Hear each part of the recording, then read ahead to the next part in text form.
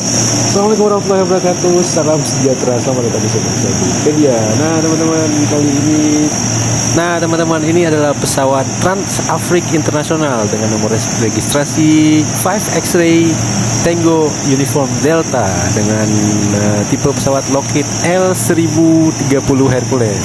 Pesawat dengan tipe L130 Hercules adalah pesawat penumpang yang dibuat oleh Lockheed Martin untuk keperluan sipil. Nah, sedangkan Lockheed Martin C130 Hercules dipergunakan untuk pesawat militer.